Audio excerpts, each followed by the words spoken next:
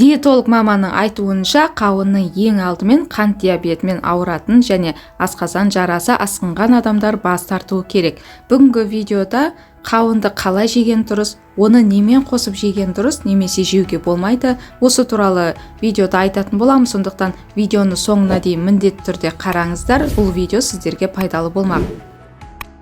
Қарбыздағы сияқты қауын құрамында фруктоза бар.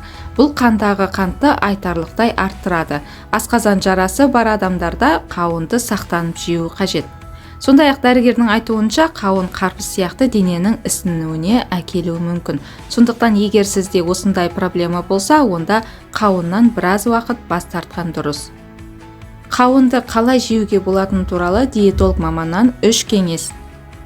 Қауынды басқа тағамдармен немесе десертпен жеуге болмайды.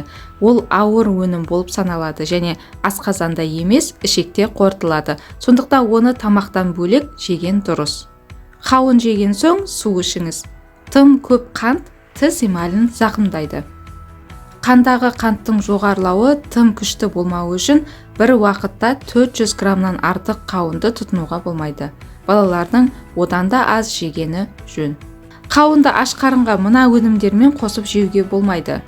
Суық су, сүт өнімдері, сүт, алкоголь. Мұндай жағдайда асқазанның бұзылуы қаупі бар. Алайда бұл фактіге қатысты ешқандай ғылыми дәлел жоқ.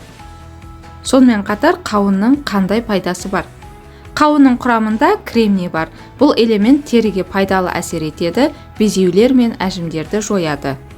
С витаминінің жоғары болуына байланысты иммунитетті көтереді. Құрамында В6 және К дәрумендерінің көп мөлшері бар. Калий мен мыс бар. Қан қысымын төмендетуге көмектеседі. Бүгінгі қауын жайлы ақпарат сіздерге пайдалы болды деген ойдамын. Каналға тіркеліп қойды ұмытпаңыздар және достарыңызбен бөлісуді ұмытпаңыздар.